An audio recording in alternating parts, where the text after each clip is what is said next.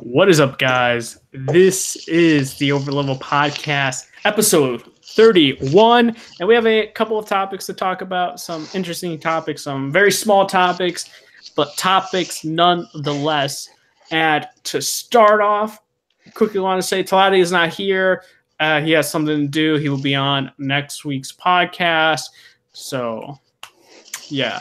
We're going to start off with me talking about Spider-Man, and we're going to go off with a little rant for myself and seeing things on Twitter.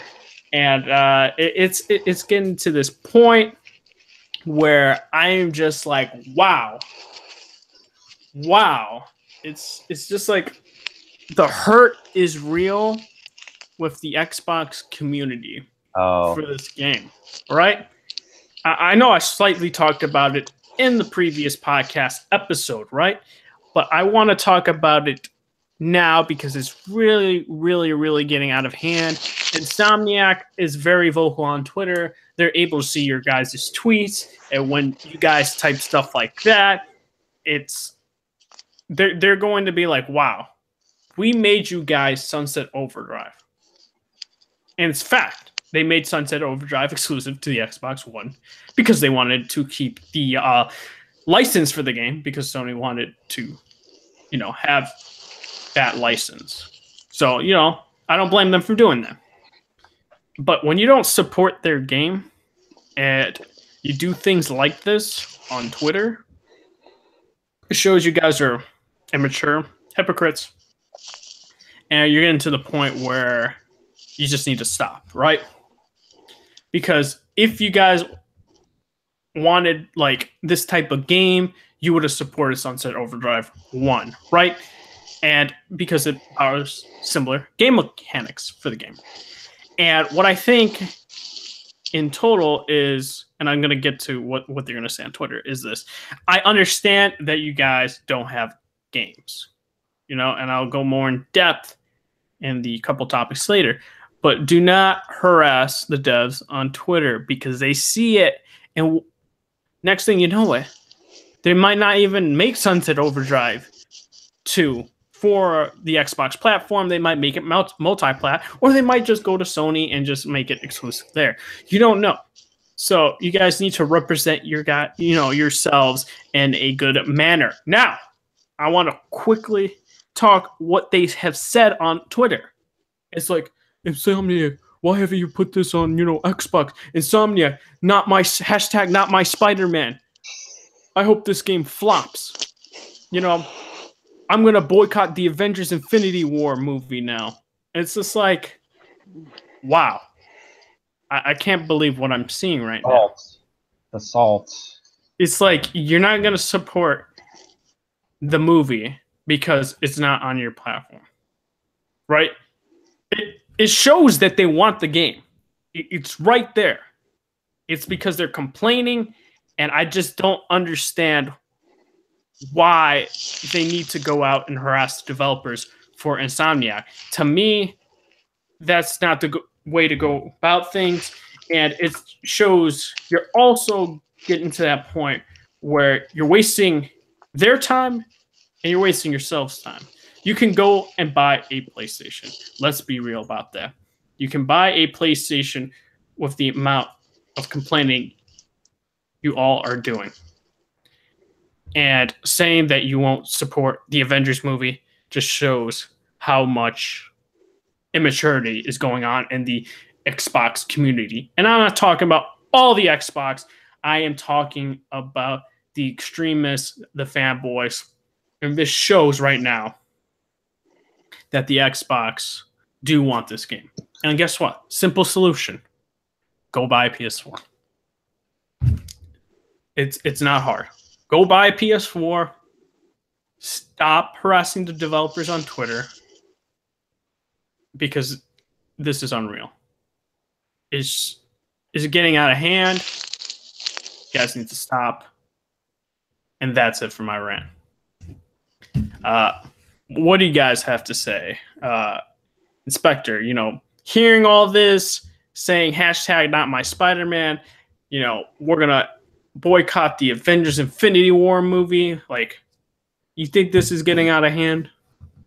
Oh yeah, totally. I think it's just that they are, I guess, salty that it's not coming to their system. And, well, I guess it's just because since this is exclusive and they don't really have that many big exclusives, they don't really have anything to put against it. Mm-hmm. So, and plus, if they bring it multi-platform, that means they kind of have, like, if it was brought to multi-platform, like, they would just keep on whining about, like, oh, like, they brought it to Xbox 360, so, like, PlayStation doesn't have a big exclusive anymore. Like, they'll just turn it around and like, it will be positive to them and not negative. Mm-hmm. But I think the whole thing about, like, the whole domino effect on, like, boycotting Infinity War, like, Infinity War is breaking all kinds of records. Like, 50 people not buying tickets is not going to do anything. Is not going to do anything to the box office to Infinity War. It's just like the group of people that said they're going to boycott Wonder Woman because of Gal Gadot. It did nothing to the box office. Like, that kind of rhetoric is stupid. Mm-hmm. And I think, yeah, as you said about, like, Insomniac made Sunset Overdrive for them. And I think Sunset Overdrive did decent numbers, not like gangbuster numbers, but decent. It didn't flop, but, like, it was decent. Like, it's not my type of game because that's not my type of humor, but because the humor in Sunset Overdrive is, like, very on the nose. Mm-hmm. And, like, it's pretty much just like Infamous with comedy, if that's a good comparison for Sunset Overdrive, because, like, it kind of has the same like mechanics as Infamous, like with the, like, riding on electric wires and, like, the combat and stuff. More like Infamous 2 than Infamous 1. But yeah, I think I hate when people say, like, hashtag not my whatever. Yeah. Like, it's so, like, selfish and, like, arrogance, because just because it's not yours doesn't mean it's not somebody else's. Yeah, exactly. Wouldn't you agree that that being this salty that they want the game and they're jealous about this game coming out just for PS4? Yeah, I think they're just, as I said, they're just jealous because, like, they don't have any big exclusives to put against it, so they just want to bash it. Yeah, exactly. Marvel DC fan, what do you think about this? Xbox harassing Insomniac on Twitter, saying hashtag not my Spider-Man. We're gonna boycott Avengers Infinity War as a result. I mean, it's pretty much the same thing like you guys have been saying, and what I've said before on various other podcasts about, you know, Xbox fanboys and shit. It's just childish and immature. Like, to be honest, like, Xbox, like, really has nothing going for it in terms of exclusives, while PlayStation, like, I mean, how many have we had this year so far? And how many are more coming out this year? Yeah. Like, we've got Shadow Colossus, we got God of War, Detroit Become Human. Yeah, and Yakuza 6, Ni no Kuni 2, Spider-Man. Exactly, all those games. Like, all that. And Xbox, like, they got nothing to compete against that. Like, not by a long shot. Like, they had what? Sea of Thieves. That game has dropped in terms of player base. It's not even the top Twitch stream game anymore, right? And State of Decay. Now, State of Decay, I think looks good. I'm not gonna lie about that, but that's not even their, like, you know, first party or second party. It's like, I think it's an indie studio that makes it. I could be wrong. I'll eat a crow if I'm wrong. And then you got Crackdown 3 that was originally supposed to come out in November and has been delayed, and there's no release date. And it's supposed to have multiplayer cloud computing of destroying buildings, and we've seen none of that that's been promised. So Yeah. Yeah. So like the fact that they're gonna, just complain about that while also complain to developers and just property with Spider-Man related to it, like Infinity War. Like it's just immature, just to say the least. Like you'd rather spend your time doing all this when you can find a PlayStation 4 for cheap nowadays and just like a $70-$80 copy of Spider-Man when it comes out. Like that's it. That's all you have to do. Like come on, guys. It's not that hard. Yeah. Like it's not that hard to own both an Xbox and a PS4. Right?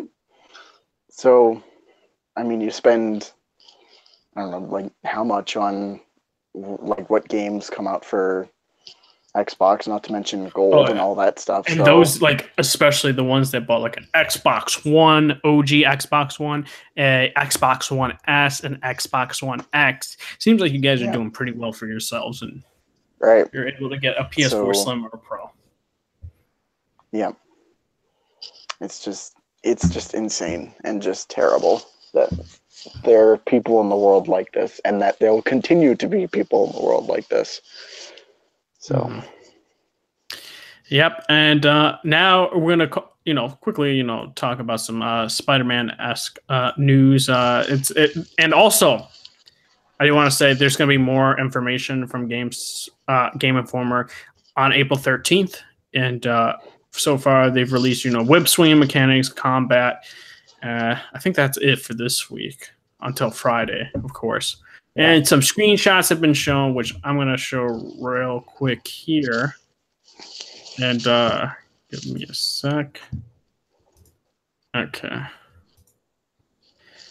Hit the screen share button so you guys can see. Here we are, screen share, booyah. So I want to show that here on actually, let's click Twitter right here. Like, look at that. I'm not gonna lie, dude. You see the reflection off those like lens on his eye? Looks actually really, really damn good. I'm not gonna lie. In terms of graphics, it looks hella good. And this is still alpha footage, so yeah. And I was like, gosh dang.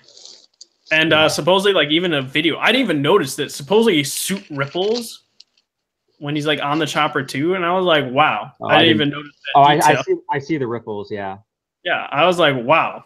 That's crazy. Yeah, look at his sleeve. Look at the blue, like on his sleeve. It's rippling. Yeah, it's crazy. Insomniac, damn. Like, Insomniac hasn't been known for making like realistic games. Like let's be honest. Like, right? Yeah. They've been known for Ratchet and Clank and well, they did Resistance. Okay, well, yeah, that's true. Resistance is probably the most realistic. But that's a shooter. They have first-person shooters. Yeah, realistic. Yeah. But it's crazy in terms of what they're doing with that, and I'm just like, wow, I just can't. It's crazy. And overall, like first, I guess we talk about webs swinging mechanics real quick and give our opinions and thoughts on that. And it looks really cool. You got parkour, which I think is a very good thing for Spider-Man because of how agile he is.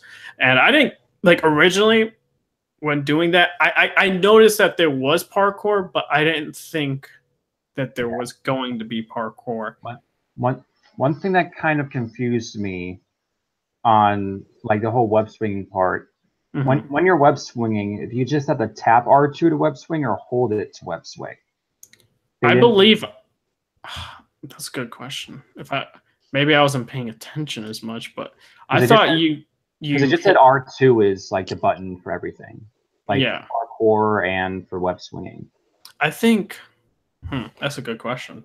I would have to rewatch it. Maybe they did say it and I completely forgot, because the web swinging thing was a couple, either last week or like earlier this week.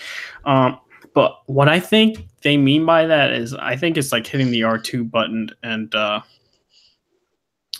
just essentially swinging there, holding it and then swing. That's what I think. Is holding R2 and you're able to swing, and then maybe if you let go R2, it like goes of the web. Yeah. Go ahead. Sorry. Yeah. Overall, dude, it looks fluid as hell. In terms of him running up walls.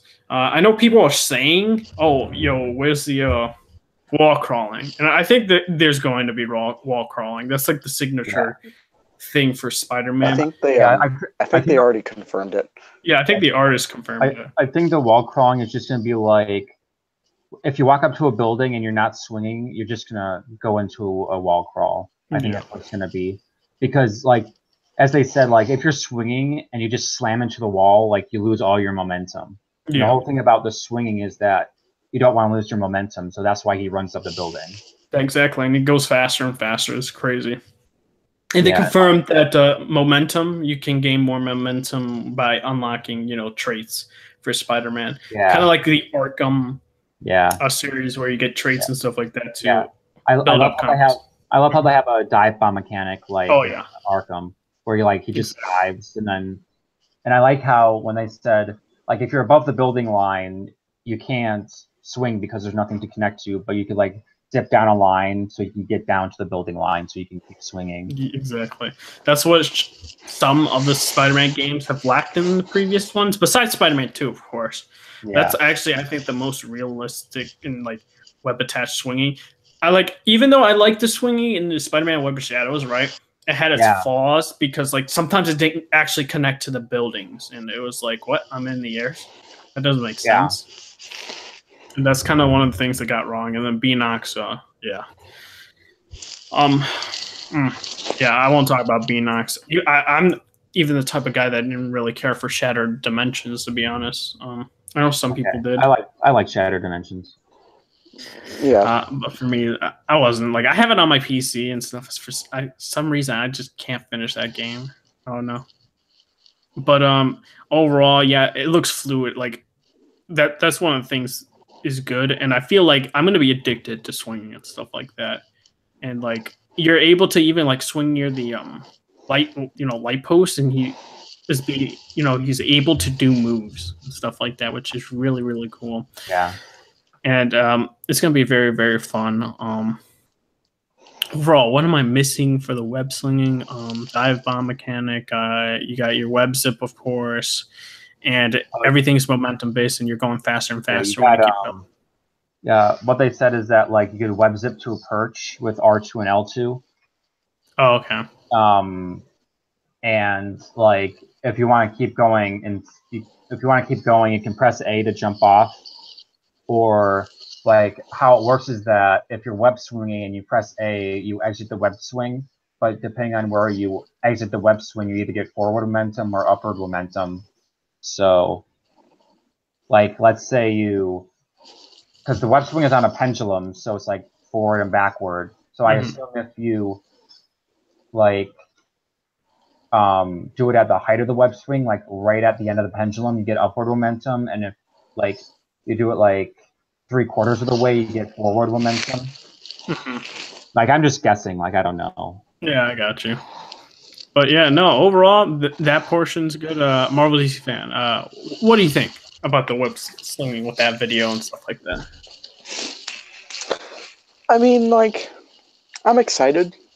It's still the same great fun from web slinging we've seen before, with some tweaks in there that I think really add to the experience. Like, of course, there's the dive bomb mechanic, which is something I love in superhero games, like especially the Arkham games, like getting that speed while you're flying around or swinging through the city, whatever. I like the fact that we have a fully functional parkour system. That's something we haven't really seen in Spider-Man games before. I mean, the Amazing games tried it, but they didn't really have a good, representation for it. So I kind of like it here. And momentum-based web slinging was always something that I enjoyed in the previous games. So, I mean, I'm glad to have that momentum-based web slinging back. Yeah, and well, I was actually going to ask you guys if do you think this will beat out Spider-Man 2? in terms of web slinging. I think so, because in Spider-Man 2, it's like, even though I really love the web slinging mechanics in Spider-Man 2, he's not able to do those moves continuously. What I mean by that is, like, he's not able. Was he even able to run up a wall? I don't think so. Yeah, he was, but you had to there had to be a certain level of momentum while like web slinging. Okay, so you pick up a lot of speed. You go to, like, you touch a building, and then he'll just kind of sprint up for a bit before. Because I know Web of Shadows had it, but I don't know about. Yeah, okay. So, but the thing is, what I really like about it is, like, they're implementing the parkour system. They're implementing, even like when you get towards the top of the building, you're able to, press, like, I think X. You're able to shoot a line across, and he's able to throw himself even farther.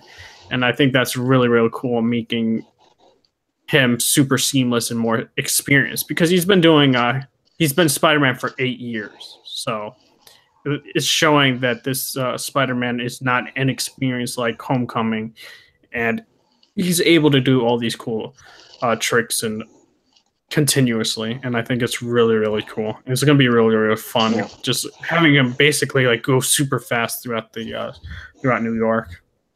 Yeah, and for a character like Spider-Man, I would assume that agility would play a huge part in traversal. Yeah. And I really think it's gonna top Spider-Man 2 in terms of web slinging. And now I guess we'll talk quickly about combat. And yes, I've said in the past, it seems like they've inspired by the Arkham series in terms of combat, and I'm fine with it, to be honest. I know some people are just like, it's carbon copy, blah blah blah, and so it's like, they've added things to it, and it's like, adding Spider-Man's move sets and stuff like that, like how Spider-Man would react in terms of dodging. I know some people were asking, like, is there a block button? And I'm like, Spider-Man doesn't block or anything. He just dodges and goes in for punches and stuff. It's like that's really the way. He's acrobatic and he's able to hit hard, but besides that, he's not trying to block stuff, if you know what I mean. That's what the Spider Sense is all about. I also like how they said it's not combo based, it's like rhythm. Yeah, rhythm based. Well, it's weird because the Arkham system was originally. It's weird because the Arkham system is both rhythm based and combo based. Because if you lose the rhythm of you lose the combo. You lose the combo. Yeah, I think that's a good thing to point out. It's like, I guess it's like more of what you're saying. It's rhythm, and it's just like you gotta get in tune with it. And I don't even think there'll be like an ultimate like like combo thing. Maybe there is. I don't know. Like we've seen like a couple of takedowns, but I don't know how those are like. Yeah, how that's like. Does that happen once they're at low health? Does that happen? That's what I was thinking. Like, are those just like finishing moves if they're at low health, or like how does that work? Yeah, exactly. I don't know. Yeah, and what else? Gadgets. Gadgets are very the useful. gadget wheel. Yeah, a gadget wheel, which they said was inspired from their video games of Ratchet and Clank, and of course, you make the connection with Arkham as well with their gadget wheel. I think the gadget wheel looks great. Insomniac has created the gadget wheel with the Ratchet and Clank back in the PS2 era, and I think they've gotten a handle of what to use and how to use it. And they've also said you're able to use stealth. Not all the time you're going to be able to use stealth fully. Just like in Batman, you're not able to use stealth fully, only in certain sections. Just like you're not able to use combat fully in certain sections, because you could in the Batman series, but sometimes you'd end up dying. Yeah. If you were just about to, take everybody on that has AKs, it's not gonna work. But for this, they're able to do it, and it seems really, really cool with the spider drone. Also, the spider grenades and all that, and it's really cool. And it seems like it's tech that he's made. So I know people will be like, "Oh, it's Iron Man tech now. It's tech he's made. It's not like where Homecoming he has Iron Man tech. This is the tech he's made for the past, like 8 years." And I think that's really cool, and how to weaken them and how to make them a bit more mobile in combat, especially with more brute enemies, so to speak. Yeah. So, what else? That's it for me for talking about the combat. What about you, Inspect? I know you talked about a little bit about the rhythm, and then the gadgets, and anything else. I think it's pretty much, if I look at it, it looks like a mix between Arkham and Web of Shadows. Mm-hmm. Because Web of Shadows is that like big combo based system, and like with all the web attacks and stuff, and then Arkham is more about like the rhythm base, and like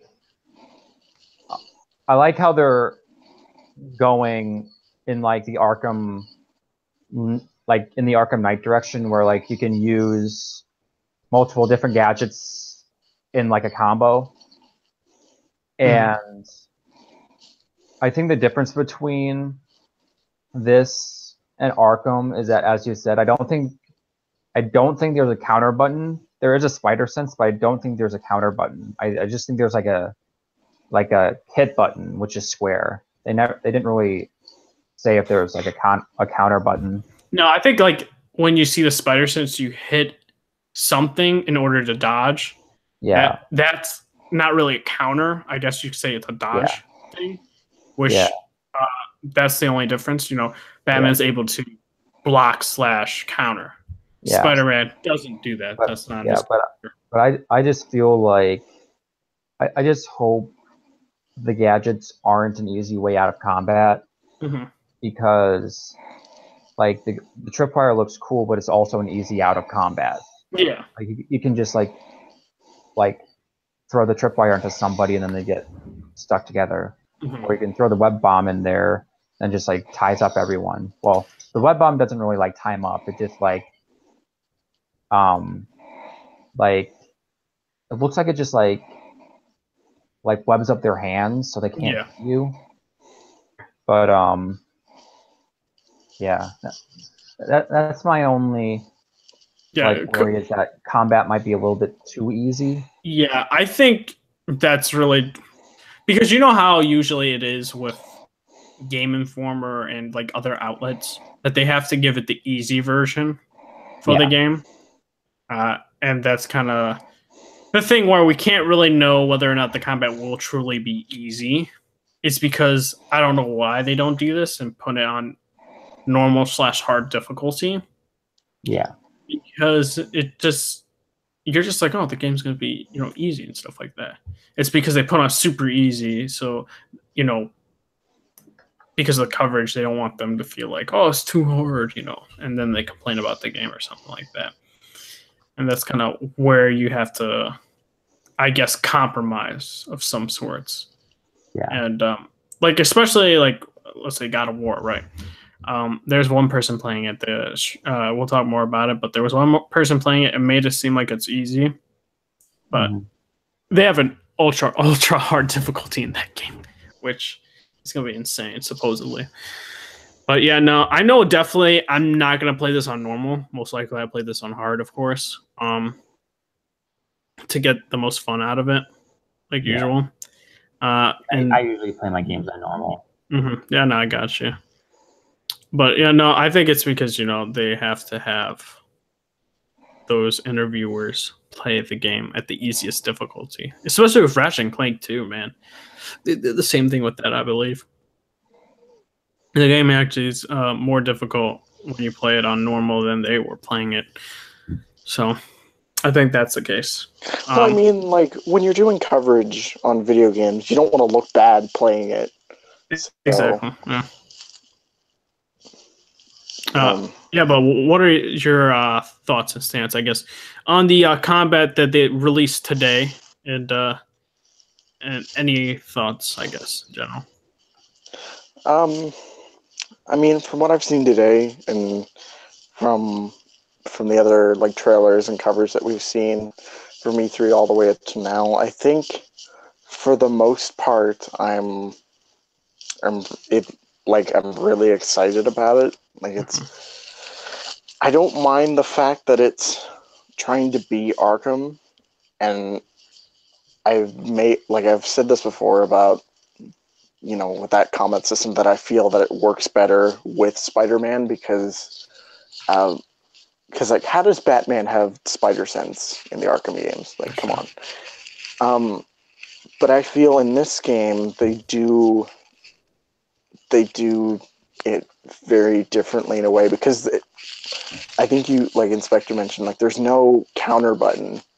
And I remember from the 3 trailer, the 2017, the gameplay demo, he was fighting some group of bad guys, and when he was about to get shot, things just kind of slowed down a bit, and then he kind of dodged out of the way. So I don't think when you actually play the game, it's a legitimate like counter button. I feel like it'll be very similar to Spider-Man 2, where there was a slowdown feature, sort of, but I don't think it will slow down that much. Because I wouldn't want it to interrupt the flow of combat. But I mean, everything else, like integrating gadgets into the combat, like it looks cool. I'm interested to try them out. I don't like it. I feel like you guys, it makes it look like it's just kind of a scapegoat. It makes things a little bit too easy. And I mean, it's cool watching them fight and stuff, but at the same time, it feels weird watching it. Like, I need to play it for myself to get a full grasp on everything. Yeah. So you hear that? Send me an alpha copy, and we're all good, man. Demos, come on. Let's get this. Betas, come. No game combat is easier than Assassin's Creed Brotherhood, because you can just counter and then kill everyone. Hey man, that's the best type of combat. No, I'm just messing with you. I love Assassin's Creed Brotherhood. Oh yeah, no, it's a great game, but it's ridiculously easy though. Like the only way you can die in Assassin's Creed Brotherhood is if you jump off a building. When it's not even your fault. It's not even your fault because the targeting is so bad. It's like, oh, I guess I'm dead now. Good times. In Assassin's Creed 2, Brotherhood, and Revelations, and 3, dying randomly. Yeah. But to end my thoughts off, like, I'm excited. They're taking some elements I've noticed from previous games, which are really good. So I'm excited to kick the crap out of people. Exactly. And I think this will be the best Spider-Man storyline yet. I think so. I think it has the makings to be one. Because I think the only favorite Spider-Man storylines I had for the video games are maybe... No, I say I like 2. Well, no, did I like... I say I like Ultimate Spider-Man storyline. I like Web of Shadows, even though it had bad voice acting. But I did like the storyline. And... I'll lump in Spider-Man 2 there. And that's it for me in terms of favorite Spider-Man storylines for video games. That's the segue. It's like, what are your favorite, I guess, Spider-Man game storylines out of all the games? I would say I love Web of Shadows. I really like Web of Shadows. Maybe I think the one detriment to Web of Shadows are the endings, because some of the endings are not that good. But I think the only good ending, like, I didn't even like the happy ending or the ending where he's alone and happy, and I liked the depressing ending when he was by himself, no lie, and Wolverine had to come in. Yeah, he's about to kill him, man. Yeah, and then I would say Ultimate Spider-Man.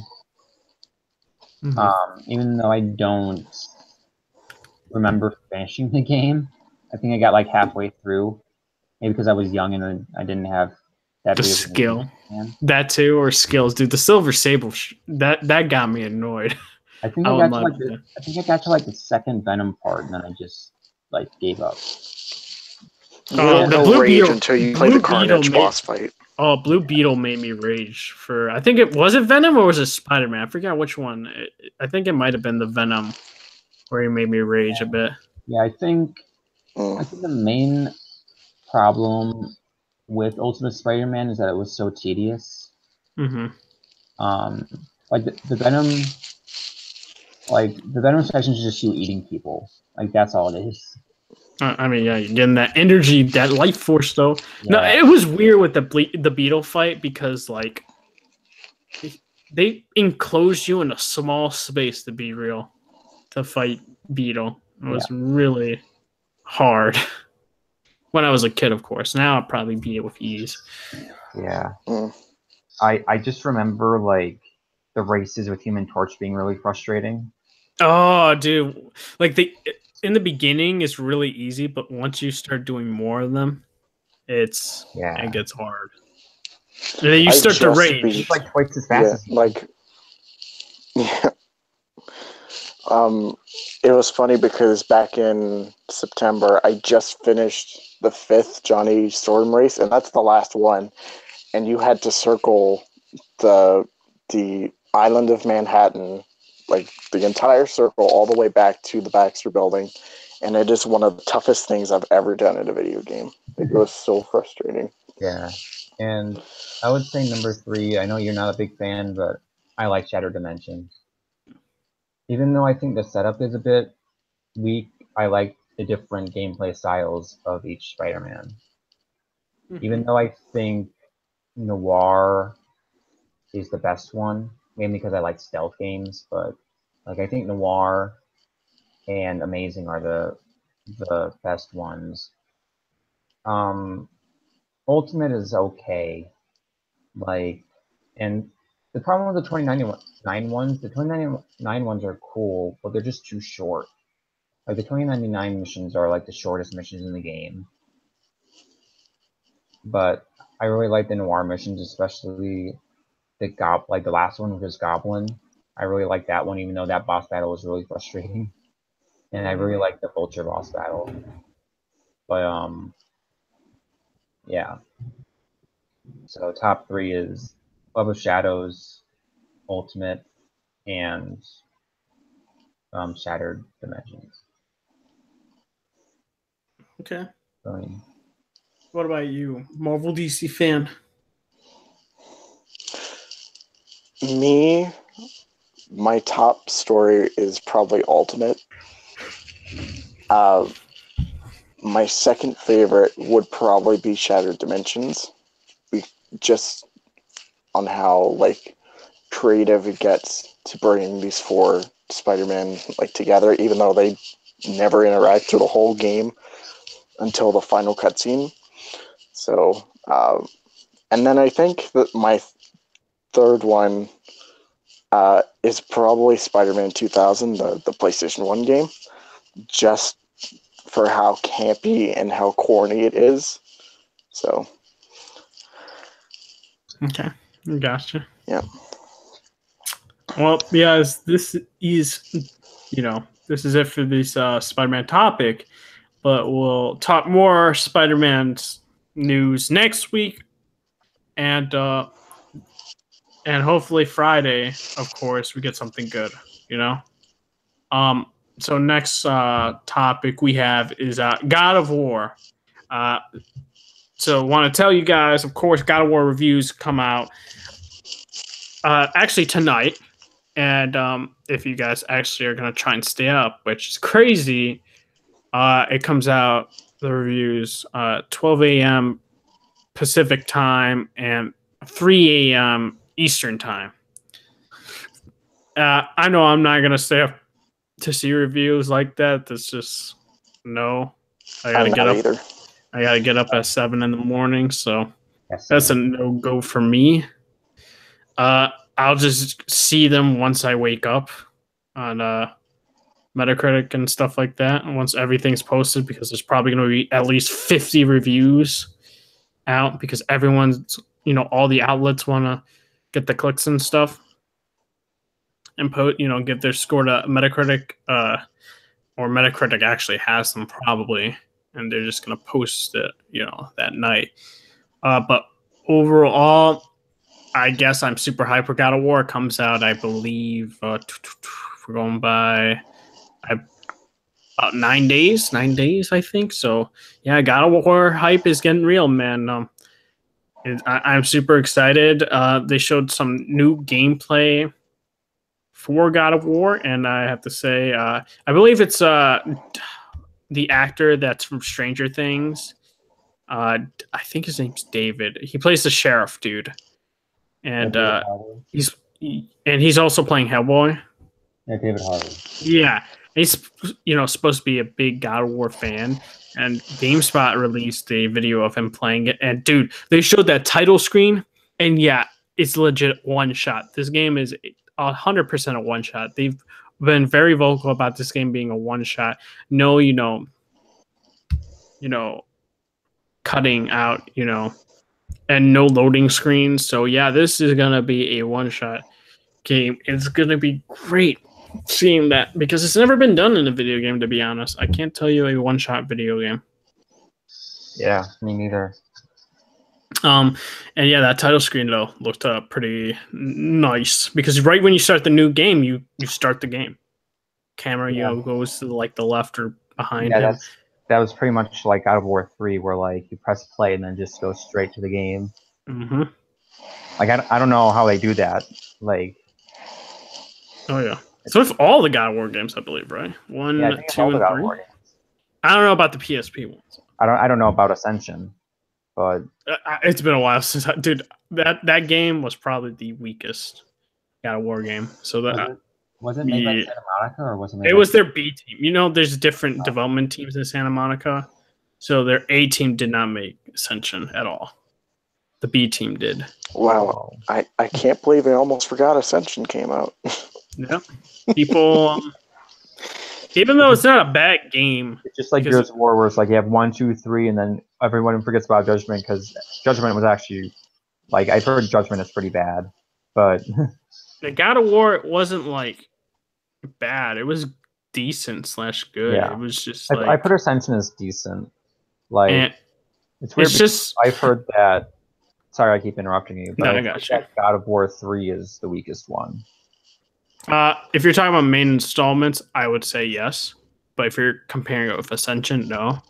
Yeah. Ascension, I just don't know why Ascension was made, because it's a prequel story that we already know about. Yeah, it's weird, because like, why make a prequel if you already have 2 prequels on the PSP? And it's all about him becoming free from Ares, which we already know. He becomes free from Ares, so it didn't make sense to kind of go into that. So that, to me, I just never understood. I was like, nope. But whatever. Overall, I guess we're gonna quickly ask the panel to do the predictions for, I guess, what the score for, like, I guess Metacritic would be average wise. And for me, I'm saying a 93. That's what I predict. What I'm going to see when I wake up is a 93. I did hear, though, rumors saying that it's going to be like, some people say they have insiders. Some YouTuber I actually know and watch some of his podcasts, Rant, he's a great YouTuber. He said that some people are saying that this God of War game will have the effect that The Last of Us had in terms of reception, which will be insane if that's true. Because The Last of Us got like a 95. Yeah. And for me, I'm just going to say 93, because that's what I'm feeling. That's what my gut says.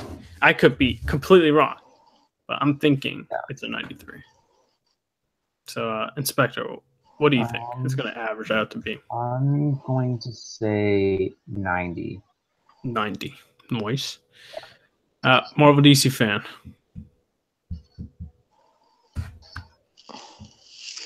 I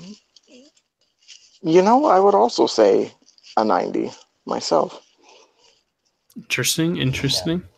So I'll tell you, Last of Us did get a 95 on Metacritic. Yeah. User score 9.1.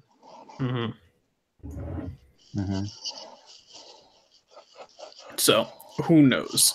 I'm gonna say 93. Yeah. Hopefully, I'm the one that's right, and I'll brag about it. Next podcast, of course. Tell you my gut is always right. Or I could be completely wrong. Hey, man. Hey, it might be a 95. Who knows? If it's a 95, we're all wrong. Or I'm more right, though, I guess. You feel me? We got 2 more gaming news, and of course, we have Hitman, the studio. I forgot the studio's name. IO Software. Yeah. They're going to Warner Brothers so they can produce the definitive definitive Hitman. Definitive Hitman game, which is very interesting because there's already the Hitman episodes all together, which I just don't understand. Why make another one? That's the same thing. I guess because they didn't sell well. Yes. Hitman really flew under the radar. And the reception was okay. I think it was around 7.5, 8 for all the episodes. So average out will probably a 7.75, something like that. 7.8, something like that. And it's weird because I really like Absolution, but Absolution didn't really get that many good reviews either. Yeah. The last Hitman game to get critical praise was Blood Money, and I think that was 07. And that's considered the definitive Hitman game. So I don't know what they would. Because the problem I think with the Hitman series is that they've been trying to get to the level of Blood Money, but they haven't really met it. Mm-hmm. And in regards to critical reception and commercial reception. Yeah. I gotcha. Yeah. I'll check it out if it looks good. If it's a full game, I'll get it. Yeah, it's just that last Hitman game is coming out, again. So it's it's interesting that they're IO is moving to Square, right? Yeah, they're leaving they left Square for a while. Yeah. So they're with WB Games working on. They haven't confirmed that they're staying with WB after this. So who knows? Maybe they're after putting the definitive edition for this that WB will publish a new Hitman title, and then if it sells well, WB Games probably buys out, the studio. But Marvel DC fan, what do you think about this? I mean, Inspector said, if it looks good and if it's interesting, then I'll try it out because honestly, I haven't really played a Hitman game. I remember playing either a demo or was at some friend's house, and I remember enjoying it. So I could try it out, see how the new game is. But if anything, if this new game doesn't do well, then I'll just go back and play Blood Bunny and start there. In terms of Hitman, yeah. I gotcha. So, now the last gaming topic, Inside Xbox, Episode 2. I saw some of it, and I gotta say, dude, I was bored, man. I was bored. The only interesting thing is we got to see the new Walking Dead video game made by the Payday 2 developers, but that's a multi-platform game. We saw some controllers, we saw some UI updates and all that jazz, and and not much of State of Decay 2 was being shown, which you would think it would because it's coming out in May. And overall, I just thought the episode was very dull. I just don't understand. I know they're trying to copy the Nintendo format, right? And guess what? It's not working because they're not having any games really to be shown. And to me, you're seeing it in the comment section. You're seeing people talk about this. But I see that also Fanatics try to damage control it and say this was amazing. this was better than the first. Like, no crap, it was better than the first, you know? The first was so damn awful. Like, they should have canceled after the first episode. But, you know, second episode, like, if I were to be honest with myself, I give it a 6 out of 10, maybe a 5. I'm always going back and forth in terms of the pacing of that show was pretty bad. And it's just like the only thing that got me excited was that Walking Dead from Payday. And that was announced for a while ago and it's coming to all systems.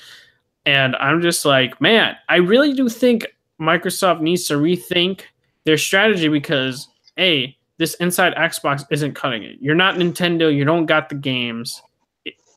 I know what you're trying to do. You're trying to do goodwill for your fans, but it's not working out because you just don't got the games.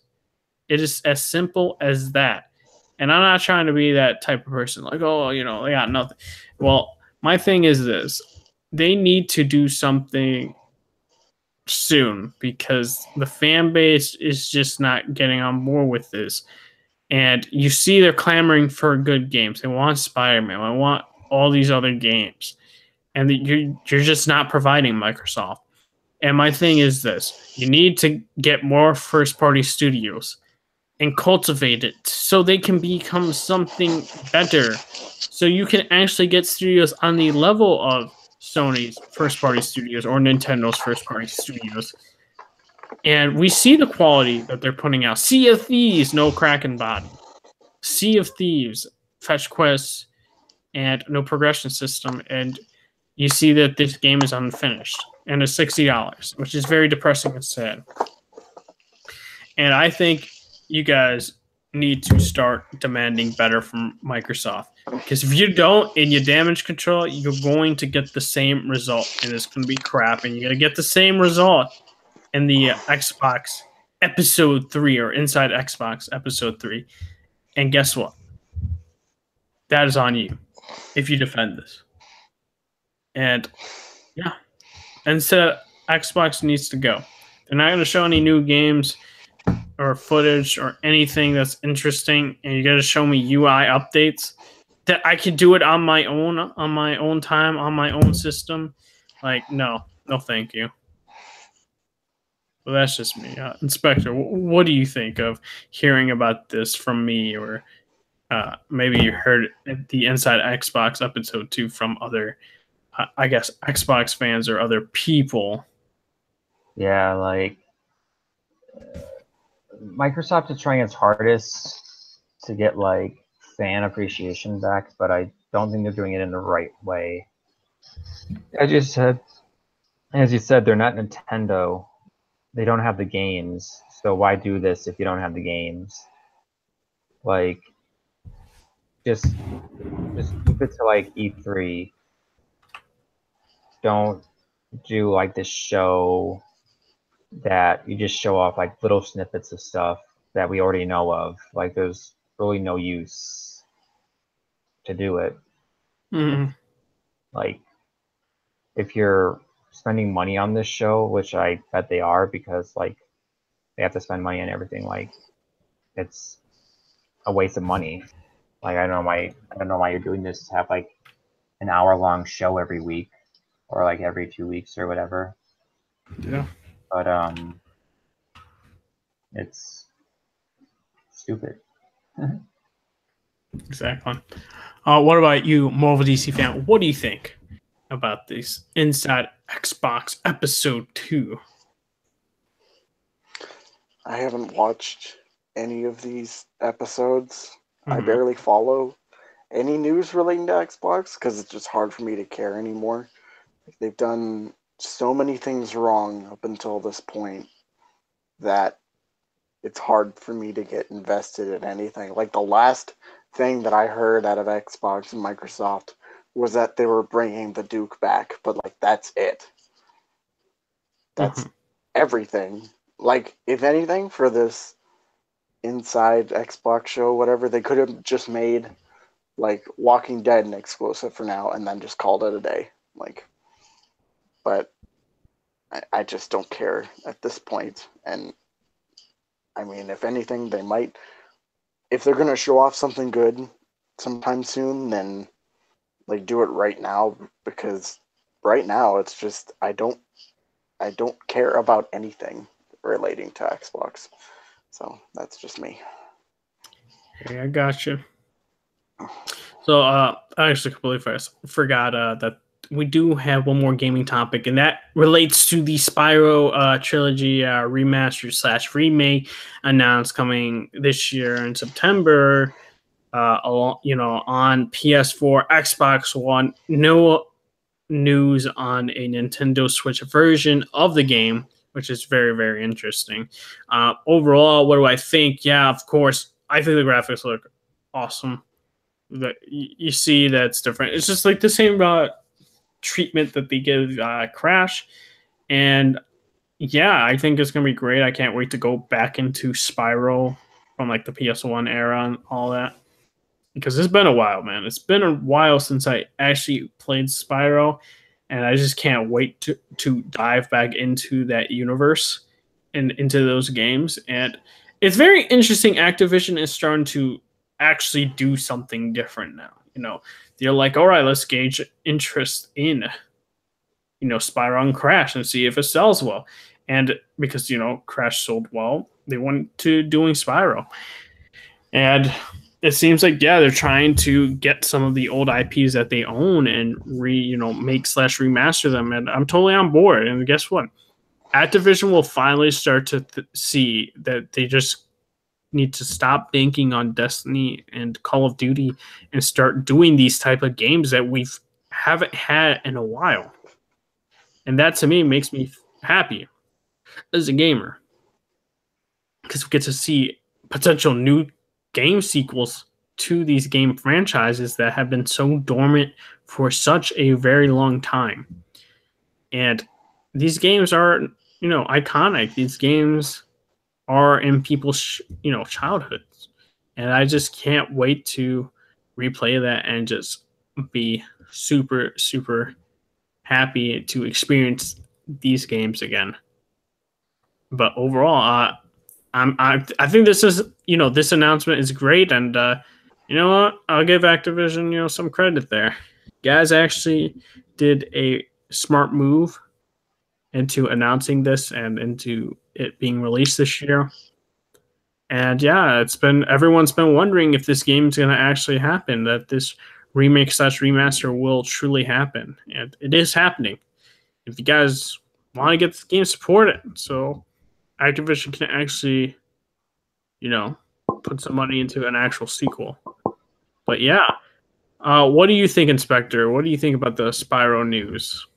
I'm happy for the Spyro fans. Like, I never really got into Spyro, so it doesn't really make me excited. But I'm happy that yet again PlayStation is remastering like all the big franchises. Like they just did Crash, which went over really well, and now they're doing Spyro, which is like Medieval also. Yeah, Medieval. Yeah, I think like a lot of people just love the nostalgia, so like it's good. Like if you look at like the big PS1 franchises, you have Spyro, you have Medieval, you have Crash, Twisted Metal, which will never get a remaster because it's Twisted Metal. Yeah. But like for some reason, Twisted Metal never sells. I guess because like they don't really know what audience to market to. That's because like I don't think the original Twisted Metal game sold that much. And when Black came out, I don't think Black really like sold that much because it was M-rated and it was like really dark and really messed up. Then it took them 10 years to make another one, and I liked the Twisted Metal like reboot for PS3. The story was kind of weak since it was just like three characters instead of like 12 different stories. But I really did like the multiplayer. The multiplayer was fun when you can find a match. Yeah. But yeah, I'm happy that for the Spyro fans. Yeah. What about you, Marvel DC fan? What do you think about this news? I feel that like after Crash came out, this was the most logical step to take. Like, if anything, if they weren't going to do this first, then they would probably continue on the Crash hype train, and maybe they would have done Crash Team Racing, which I hope they still do because that game is great. But I mean, I'm super excited. I've never played the original Spyro games, the original trilogy, and nor did I did for Crash. So these remasters are not only a great gateway for people like me, but also for the older gamers and fans that have been playing these games since about 96, 97. So I mean, it's great. Like I'm excited. Like I was really happy with what they did with Crash and that success, and I hope the same thing happens to Spyro, and I can't wait to play all three of them. Facts. And yeah, quickly want to give an update because we know there's going to be a Kingdom Hearts fan event thing going on soon. I don't know if it's this weekend or next. Stay tuned. They're probably going to be showing a new Kingdom Hearts trailer, and I'm already getting hyped for this next Kingdom Hearts game because I finished Kingdom Hearts 1, Chain of Memories, 358 over 2 days, Kingdom Hearts 2, Kingdom Hearts Birth by Sleep, and Kingdom Hearts Recoded. And I'm on now Kingdom Hearts Dream Drop Distance. And then the next one I have to do is watch the movie for Kingdom Hearts like X or something like that. And then do Kingdom Hearts Point 2 passage. And that has to do with Aqua. And that's like the graphics, what it's going to look like for like Kingdom Hearts. So I'm getting there. I'm almost going to be done with the series. So I'm, now starting to remember some of the stuff because, dude, anybody that's going to try and do Kingdom Hearts and just sticks with Kingdom Hearts 1 and 2, you're not going to understand any of the storyline in Kingdom Hearts 3 at all. I can guarantee you. So if you guys are Kingdom Hearts fans, pick up the collections, Kingdom Hearts 1.5 and 2.5 because they come together. And also the Kingdom Hearts 2.8 collection. But yeah, very, very good. My least favorite, of course, would be in terms of gameplay, Chain of Memories, even though it has a good storyline. I watched the Recoded, and I thought that had not the best storyline until the ending, though. The ending actually had a better story. But yeah, overall, super hyped. Can't wait to see this trailer. And yeah. And Marvel DC fan, you gonna be hyped if this trailer comes out? Yes. I'm a somewhat new fan of like Kingdom Hearts. Like I've been familiar with it since Kingdom Hearts 2 came out. And I mean I played like I don't know how long of that back then, and then now playing all the games again, getting like the whole story, trying to digest it. Oh yeah, because it's confusing. Like if you're gonna start Kingdom Hearts, then have a guide on you because you're not gonna get anything. Yeah. Because if you go from, like he said, if you go from 1 to 2, you're not gonna understand anything that has happened. Yeah, you're just gonna be like, oh, who's this villain? You're like, oh, yeah, like who are these guys? Like, and who's the masked guy in Kingdom Hearts 3 trailer? It's like, yeah, right. You're not gonna understand any of it. Yeah, it's gonna be a doozy. But overall, I mean, I'm gonna be excited if they show off anything like a new trailer, or maybe a new world for us to explore. That'd be pretty cool. I mean, the stuff they've showed off so far, like the Toy Story world and the Monsters Inc. world, they look really fun and creative. So can't wait for that. Yeah, same. Anything you got to add, Inspector? I know you don't know much about Kingdom Hearts, but no, nothing to add. All right. So now, I guess we're going into the movie side of things, and wait, no, I actually forgot one thing. A Way Out developer almost signed with Microsoft. So this is the person that was like, the movie industry, f that, play A Way Out, and he was at the Game Awards, and he was very funny, dude. He said he almost signed with Microsoft exclusively, which is very, very interesting because, Microsoft would have published this game, but now, they're not getting this type of talent, which is very interesting. And I think, it seemed like what the developers from A Way Out, they wanted to make this game multi-platform. So, Microsoft is not going to publish a game unless it's Minecraft, of course, to make it a multi-platform game. So, even with maybe if they offered them more money, maybe they could have got this game and locked down. But overall, it is what it is. They didn't get the game. It's fine. It's like, I'm not going to blame Microsoft for that. But overall, it would have been a very, different thing or a different way for this developer to have done this. And this is probably the most consumer-friendly game you'll get because it's a co-op game, so it's required to have a person play it. But if I were to say, let's say I bought A Way Out on my PS4 and Marvel DC fan, I was like, Marvel DC fan, yeah, play this game. And he's like, oh, I'm going to have to buy the game then. It's like, no, actually, I basically send out a request to you for you to play the game, and you basically download it and play along with me. And he doesn't have to, buy the game, which is probably the most consumer-friendly thing you can do. And it's really, really a cool feature. And I don't think Microsoft would have done that.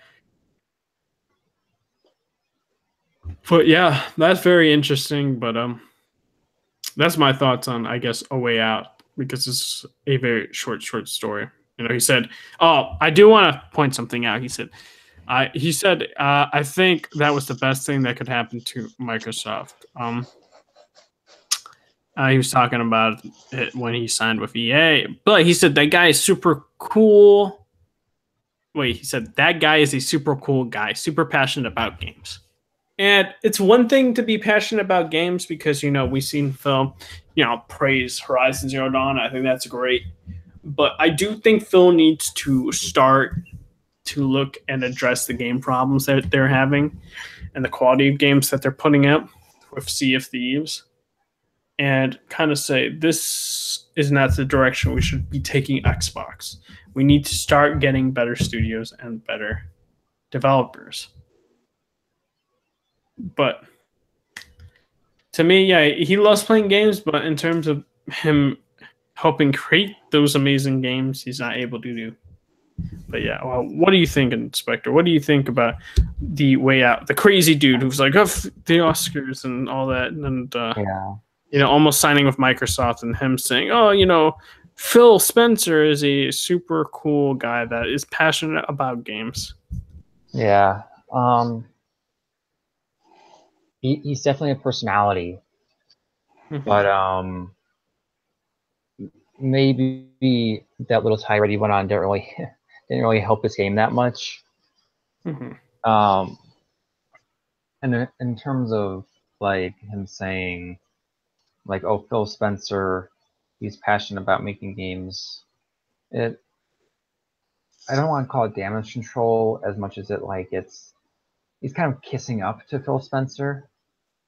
I mean, yeah, I guess he's leaving the door open if he were to make another game, and Phil was just like, oh, like did A Way Out do well? I don't know. I mean, it's an indie game, so I have no idea. Yeah. It only sold for 30. It's not a AAA game. You can't really compare. Yeah, it's kind of unfair to compare an indie game to like Spider-Man or God of War. Yeah, but then again, like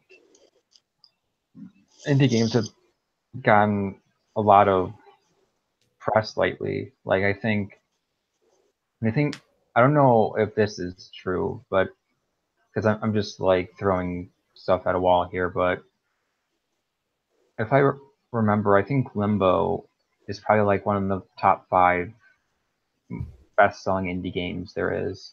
Yeah, I think that's true. I don't know if it's like top. I don't know if it's like the top, but it's definitely like top 5. But and like after all the like media got during the Game Awards and all that stuff, like What Remains of Edith Finch and Life is Strange and like all those games are indie games. Like The Walking Dead is an indie game. Like even though like I wouldn't consider Telltale like a AAA studio. Like they're kind of like in the middle. Yeah, I don't know what I would categorize them as. They're a weird company. They're not indie, but they're not AAA. They're like in the middle. Yeah, so that's all I gotta say. I got you.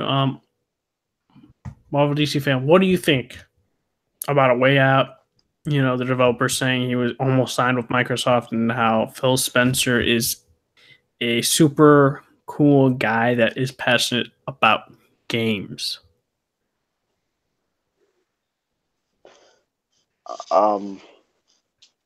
Honestly, I got really not much for this topic, so I'm just gonna leave it be. All right. So now we're actually going to movie topics. Yeah. Breaking news. This happened like about an hour or two ago. Jake Gyllenhaal says he won't play Matt Reeves' Batman. And then IGN was like, well, that was short-lived, which that's, I don't know how to, react to that statement. And continue to say, Jake Gyllenhaal shot down a rumor he will be replacing Ben Affleck as the Cape Crusader. During an interview with China News Asia, Gyllenhaal was asked point blank if there was any truth to last year's report that he was the Batman director Matt Reeves' first pick to take over. Wow, that's a very difficult question, said Gyllenhaal. The answer to that question is no. Then they were off to say, last year Ben Affleck stated that he wanted to make a graceful exit from the role. It's also been speculated that Reeves' movie may be released under the new DC Films banner, featuring standalone movies which are not necessarily in the continuity of the DC Extended Universe films, and like the Joker origin movie, will not star the actors who play those characters in the DCEU. Earlier this year, it was rumored that Affleck's last turn as Batman will be in 2019 Suicide Squad 2. I want to say, I don't know why IGN said DC Films banner featuring standalone movies which are not necessarily in the continuity of the DC Extended Universe. What DC and WB have said was that these movies are in the same universe. It's just that they're not trying to connect everything. That's what I've gotten. Yeah, people are kind of, because the problem with WB and how they word their press releases is that they're like vague for no certain reason. Mm-hmm. But what I got and what most people got is that what they're saying is that they're focusing on standalone movies, but they're not going to lead up to like a culminating arc like Infinity War. Yeah. Like they're not going to be like interconnected. They're going to be interconnected, but not like as interconnected as like say the MCU, where it's like been leading up to Infinity War. Yeah.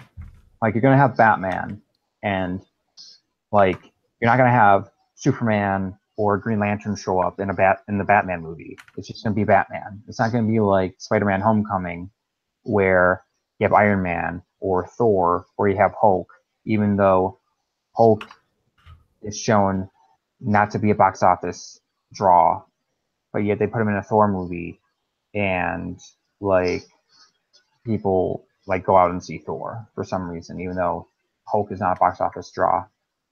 Like, like, yeah, like the only, I would say, standalone like Marvel movies like that are like on their own is Guardians of the Galaxy, because it's just like their own movies. Yeah. Like there's like no crossover there because they're like in space, so like there's no one to like team up with, and until Infinity War where they team up with the Avengers. So yeah. And as for the Jake Gyllenhaal thing, it was a rumor that was started by John Campea. So I don't know why people. This is the guy who back when Ant-Man was coming out, like when news with Ant-Man was coming out, he did the same thing where it's like, oh, I got sources that say Bradley Cooper is going to be playing Ant-Man, and then when the news came out that it was Paul Rudd, he did eat the crow, but he's probably not going to eat the crow now. But because it's John Campion, he never eats the crow because he's John Campea. Yep. So, like, I don't know why people believe this rumor, because Jake Gyllenhaal is only like 3 years younger than Ben Affleck. Because like Affleck, I think is like 44, and Gyllenhaal's like 39. So there's not a big age difference. And like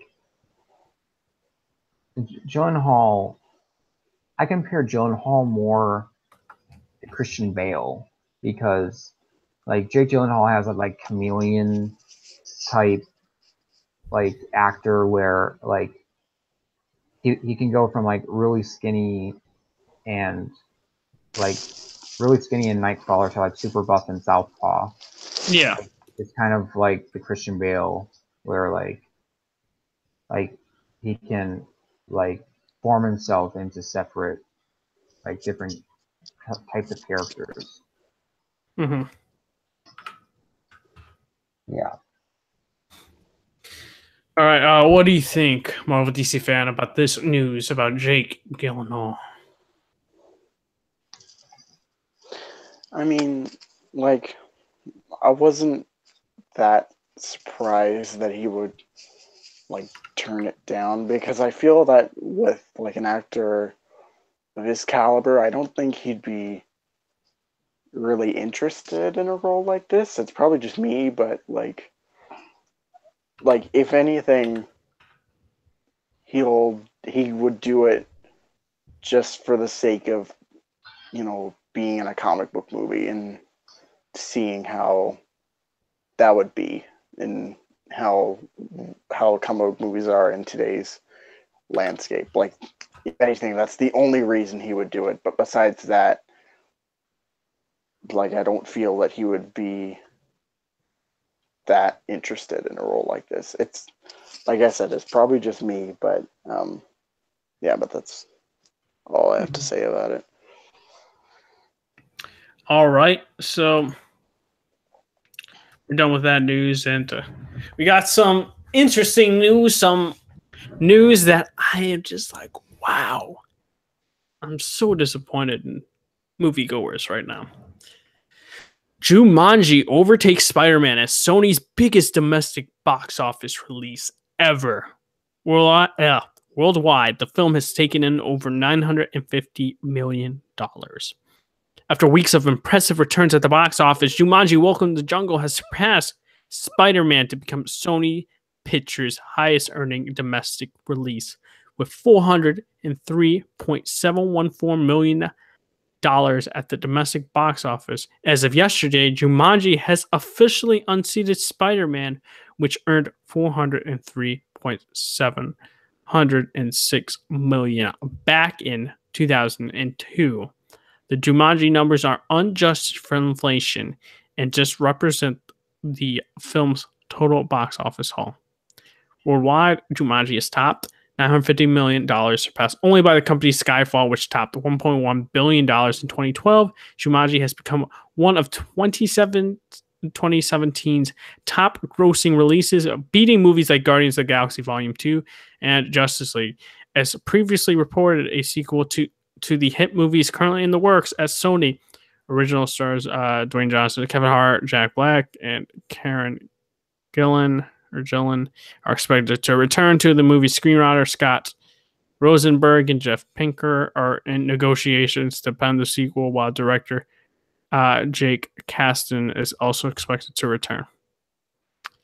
Yeah, and then Jumanji debuted in the second place at box office during the Star Wars The Last Jedi second week at the box office. The film maintained the number 2 spot until becoming the top film at the box office for 4 weeks earlier this year. So I'll be honest right now and say this, like, wow, I didn't expect this to do this much, and I'm very disappointed in a lot of moviegoers in terms of they support this movie like that. And listen, it's just that this film just didn't have a soul. This film was very on the nose. It wasn't funny, and it seems like in today's society we have people that laugh at jokes like this where I'm just like, what's funny?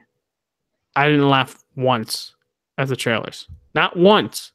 And then I'm just like, and I hear people laughing. I'm just like, am I not funny? And then I go to different, like Deadpool, and I'm starting to laugh. And I'm like, oh, no, I guess have a sense of humor. And I think it's crazy. And then, of course, they got to put in the jab to Guardians of the Galaxy Volume 2 and Justice League, which it is what it is for that. I don't know why. You got news. I don't know. IGN and all those people like to talk about the movies that just lose, I guess, against Jumanji. And yeah, to me, I'm disappointed in people. I'll say that again. This movie is just not that great, and it's just not funny. And of course, Sony's gonna milk this.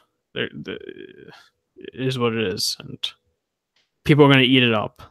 And this will be the Transformers, the new Transformers of movies. We'll start off with Inspector. What do you think about this? Like, I didn't see Jumanji, but I'm so surprised in how well it's doing at the box office. Like, judging that it came out, like, didn't it come out Christmas Day? I think so. Yeah, so it went out like against Star Wars, and like it's so crazy that it's beaten Spider-Man at the domestic box office. Yep, the original Spider-Man. Sad. Yeah. How much has it made, like, worldwide? Worldwide is around $950 million. Okay, so over $950 million. So it's also beaten like Homecoming worldwide, I think, right? What did Homecoming get worldwide? Didn't Homecoming just get like 875? I think so. Hold up. I mean, look at Box Office Mojo. Yeah, I'm so surprised. I didn't suspect Jumanji to be such a hit. Like, to me, it just looked like another stupid comedy, and that's why I didn't see it. Like, I like The Rock, but I just think he's in too many things. Mm-hmm.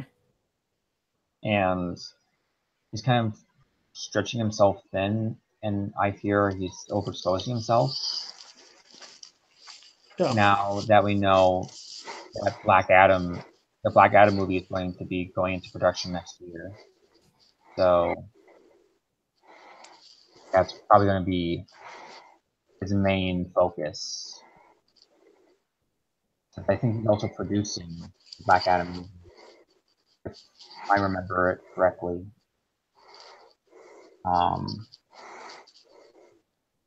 Homecoming made $880 million. Yes, crazy. Yeah, so it beat Homecoming worldwide. So that's crazy. Yeah, I got nothing to say. It's like I'm really surprised, and like I don't know how I did it. Sony's gonna milk this. Yeah, Sony will be like Jumanji 2, Jumanji 3, Jumanji spinoff. You know how it's gonna be. All right, so we have Marvel DC fan. What do you think?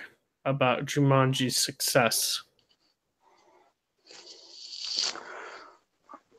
I think I'm on the same page with you, where I'm just disappointed in today's movie-going audience, because I mean, I saw Jumanji. Like, I thought it was decent. It wasn't too terrible, but it wasn't anything great either. Like, it was one of those movies that I would catch like on the movie network at like 4 o'clock in the morning. But it just, like, if you told me back when the movie came out in theaters that it was gonna beat Spider-Man domestically, I would have just called you a flat-out liar. But now that it just happened, like, it's upsetting to me as not only like a comic book fan, but also as like a moviegoer, because I feel that people have been like movies like Daddy's Home or whatever Adam Sandler's in have become so ingrained into people's kind of subconscious that they think that it's funny, even though it's not. Like, it's really bad. So, like, when I go see like Baywatch and like people are laughing, I get upset. But like Deadpool, like you said, Deadpool makes me laugh. So it's just like the only word to describe it is upsetting. Mm-hmm. Yeah, it's just, I don't know.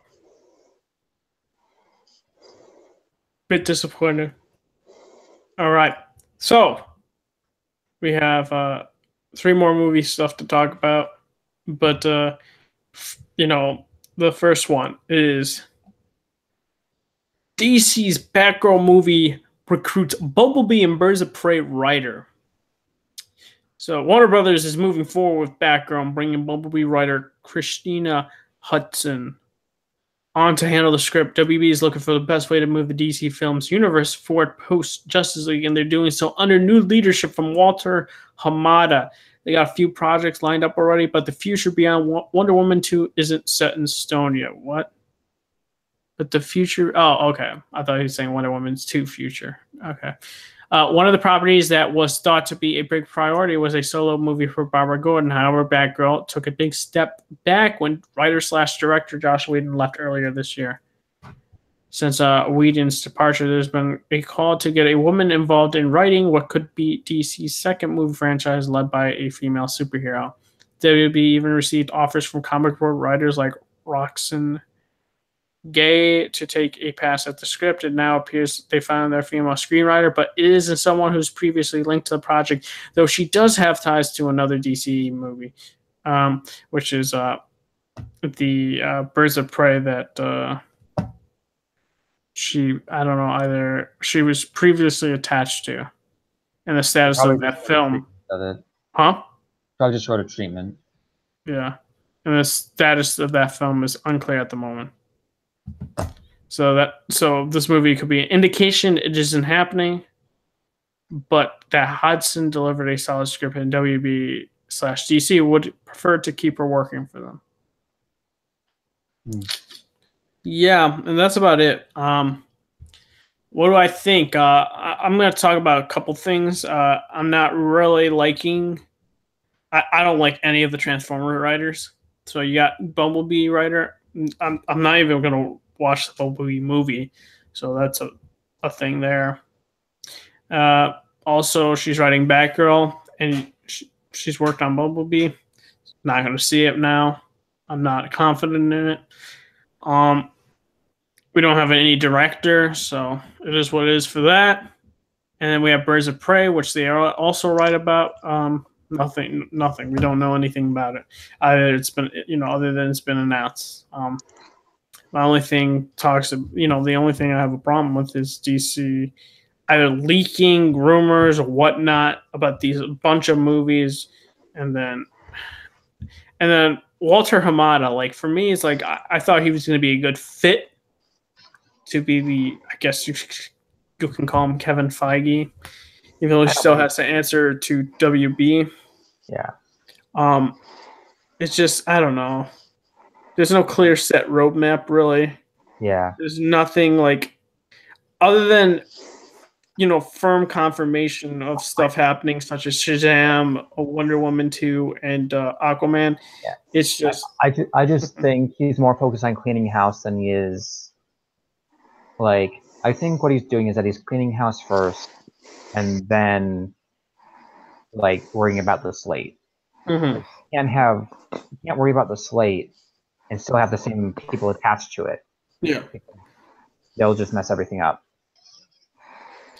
But I mean, just hearing about the Bumblebee writer going on this project, it's just like, I don't know if that's his decision or whatnot. If it is his, it's a very poor decision to me. It's like, it makes me uninterested in if the Birds of Prey movie is actually even happening. Because didn't Margot Robbie even talk about that movie as well? So, I have no idea. It's just like, I'm not excited for the Batgirl movie. I was kind of excited before. It's just, with hearing about this new writer, just makes me less wanting to see this movie now. Yeah. Like, and I also think that Roxane Gay was pushing to write the scripts, and I've never even heard of Roxane Gay before. Mm-hmm. Started pushing to write the script, and I just think she was too, like, I don't want to say connected to it, but like, she was really upfront about it and very overt about it, and I think that was to her detriment. Oh no, yeah, I mean, she was slamming Justice League. Yeah, she was slamming Justice League. Like, if you want, it's in your best interest if you want to work with a company to write a movie for them that you don't bash their other movies. It's not smart. You want to get in their good graces, not bash them. And as for the Bumblebee writer, like, I've never been interested in Barbara Gordon as Batgirl. I've always liked her more as Oracle. Mm-hmm. Like, I liked her in the Simone run, but that's mainly because it was Gail Simone, and she knows how to write female characters. But like, I've just been never interested in Batgirl since, and I would much rather it be Cassandra Cain. Yeah. But it's gonna be Barbara, since Barbara's the most popular one with general audiences because of like the animated series and Arkham games and just overall public consciousness on her. So like, I was probably not gonna see it to begin with, but now it's just like, I don't care. And like, with Birds of Prey, I've never really connected. I like Birds of Prey as a concept, but I've never really connected to Birds of Prey. Like, I've read a few volumes of it. I'm like, it's okay. It's like, it's just another street level team that fights crime. And I like Black Canary. I'm not the biggest fan of Huntress, but like, meh, whatever. Mm-hmm. How about you, Mo? What do you think? I mean, like, hearing like when you say Transformer writer, that just instantly just makes me disinterested, because even if this new movie is like good in a sense, that franchise has been forever tainted to the point where it's irredeemable. Yeah. So hearing that, that writer's on Batgirl, it just makes me way less interested than I was, which I really wasn't interested in it to begin with. I might not like Barbara Gordon as Batgirl, but like, I feel the same way where I think she's a way more interesting character as Oracle, and I would have preferred if they had like Cassandra Cain or who was the third Batgirl, but mostly Cassandra. Well, it mostly was Barbara, Cassandra and then Cassandra, and then Stephanie Brown. Stephanie Brown, right? But honestly, like I think a better pitch for the movie was they could have basically just had it like Ant-Man, where like Barbara was Batgirl, and then now like just pass it on the mantle to Cassandra. Like I think that would be a way more interesting movie than Barbara Gordon Batgirl doing stuff. And honestly, like I'm gonna be surprised if this movie and like a lot of their other movies kind of get off the grounds and make it into production. So, I mean, we'll see what happens. Yeah. But at this point, I'm not that confident in the project. Yeah, no, I feel you. Now, to quickly talk about Avengers, which is very, very interesting news. And Avengers Infinity War has already pre-sold more tickets than the last 7 Marvel movies combined. It appears Avengers Infinity War is set to be another massive hit for Marvel Studios. Fandango announced on Twitter the upcoming MCU ensemble film has already sold more advance tickets on the online ticket service than the last 7 Marvel movies combined. Those films are Black Panther, Thor Ragnarok, Spider-Man Homecoming, Guardians of the Galaxy Volume 2, Doctor Strange, Captain America Civil War, and Ant-Man. To top it off, Infinity War has now sold more than twice as many tickets on Fandango as Black Panther 2 weeks before its release. According to Fandango managing editor Eric Davis, the film is on pace to pre-sell more tickets than any other superhero movie in history. Infinity War has also recently surpassed Fury 7 to become Fandango's all-top April pre-seller, a record the MCU title broke back in March. Recent reports suggest Infinity War is tracking for a $200 million plus opening in the U.S., something only 7 movies have achieved, including Black Panther, $202 million. For more on the okay, so that's about it. Which is it's insane that they're selling a lot and they're about to be they beat Black Panther in pre-sale tickets and all the MCU movies that came before it. And it shows. It shows like everyone's favorite superhero they're gonna go and see, and that helps to its benefit that we've gotten movies that come out before the ensemble flick, and it I guess elevates the movie for wanting people to want to see it for those set heroes, along with Black Panther and Iron Man and Spider-Man, having those characters in there makes people want to see it, and that's because helping the pre-sale tickets a lot.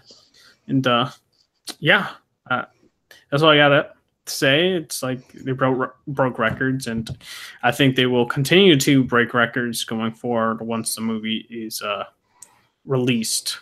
Now, do I think movie's good or bad? Who knows? I'm hoping for the former, it being good. And if it does, then it's going to have the leg room. I think it will have the leg room like Black Panther did. Comparing to Civil War, where Civil War, BVS, Guardians, Spider-Man all had that big drop. Usually for comic book superhero films, it's very common for that to happen. And Wonder Woman and Black Panther are the ones to the exception to the rule, because that has the legs. But I think the Avengers will have those legs going forward. But that's my thoughts. Those are my predictions as well. I think I'll have the legs. I think it will break records. But it's looking positive for Marvel and Disney, and they're gonna be happy about this. I guess Inspector, what do you think? Well, Infinity War is probably the biggest movie since the first Avengers. So True. I'm not surprised that it's seeing so much ticket sales. To be honest, I feel it can outgrow Force Awakens opening weekend. I feel it could get past 250 million opening weekend. It's bold. Very bold. Yeah, knowing that, like, I don't know where the pre-sale tickets are, but like, I don't know like the exact numbers. No, I don't either. Knowing that Force Awakens, I don't remember the exact numbers for Force Awakens that Force Awakens made on preview night, but I think it was near like 40 million, somewhere near there. Yeah. And like, I know that Black Panther, I think, was around like 24, and like BVS was 27, and I think Civil War was 25, 26. So I don't like. I think I expect Infinity War to get 30 million plus on Thursday night, and then get like a huge opening weekend.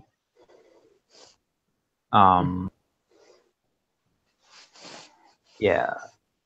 And plus, since it's moved a week up, I think that's going to help, since like it gets people more excited, and also usually colleges have their finals. The not that it's gonna make a difference, but usually colleges have their finals the first week of May, and I think moving it up will clear a bunch of people's schedules. Oh yeah, it makes things a lot easier for me. A lot easier. Makes it easier for me too, because I have my finals the first week of May. So,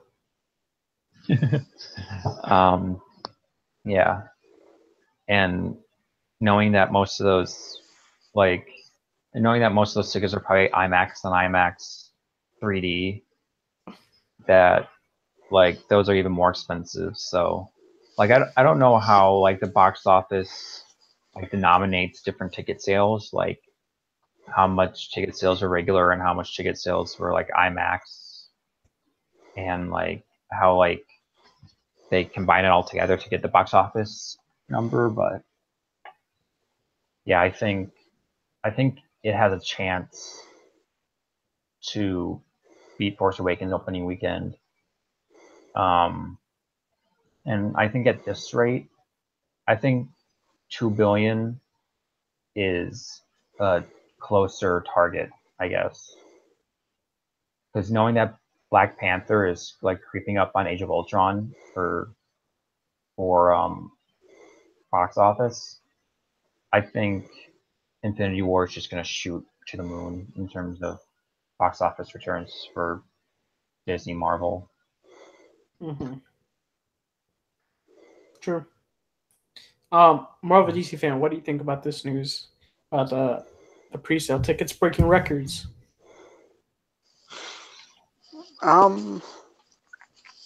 Honestly, like it's really like impressive. Like, this is pretty much the biggest Marvel film since the Avengers. So if anything, I would be expecting high, ticket sales and stuff like that. And I mean, opening weekend, I'm pretty sure it's going to do really well. I'm thinking it might beat out The Force Awakens by a little bit. I don't know how much. It could skyrocket. I mean, I had my doubts with Black Panther, and I mean, you saw how that turned out. So, I mean, anything can happen, really. I'm just not sure how much of it will actually happen, but we'll have to see for ourselves with that. So. All right. Quickly say, I guess to do a like topic question about this for you guys is to think about this. Avengers 4 comes out the year after, and this isn't a part 2 movie. Do you think that's going to work against Avengers 4? In terms of that, whereas where it was like Harry Potter, like it's like 7 was part 1 and part 2, and that did really really well in the movie theaters because it was in different parts. In terms of marketing, it's really really, I guess, easier to do whereas like you're making a new title for it, where originally it was part 1 and part 2 for Infinity War. Do you think it's going to be harder for people to be like, okay, this is another Avengers movie coming out next year, which we have no idea what the storyline is going to be? It might be with Thanos. We don't know because the title will be a spoiler, so we have no idea until we watch Avengers Infinity War. But those are my questions to you because I don't even know. Spectre? Maybe. Because I think even if it's a story like Disassembled, I think people are going to be like, well, it's not as big as Infinity War, so I don't. Then again, maybe Infinity War, like I don't know what Infinity War's end credit scene will be, and Or the ending, or the ending. Yeah, but like knowing how like Infinity Gauntlet, like the Infinity Gauntlet story ended, is that I think it was Nebula that took the Infinity Gauntlet and like rewrote everything back to normal. I don't think they're going to do that. Because, but Adam Warlock was also a big part of that. Adam Warlock was a big part, and I know people always like, oh, Thanos like Thanos like snaps his fingers and like wipes out half the world or whatever, except for the heroes. But because they need the heroes for the plot, so they can't get rid of the heroes. Yeah. But I just wonder where it's gonna go, because I feel if they do Disassembled, I think people will probably be disappointed if it's Disassembled. Just because like, or maybe they'll just like lead up to Disassembled and they'll like break off the team, because like Captain America is not Captain America. They confirmed that he's Nomad. Yeah. And I don't think Hawkeye's even in this movie. Yeah, Hawkeye's in the movie. But he is or isn't? He is. Okay. Ant-Man is not in the movie, though. I don't think so. I don't think Ant-Man's in the movie, but he's going to be in Avengers 4. Hawkeye's in the movie. Captain Marvel's Avengers 4. Yeah.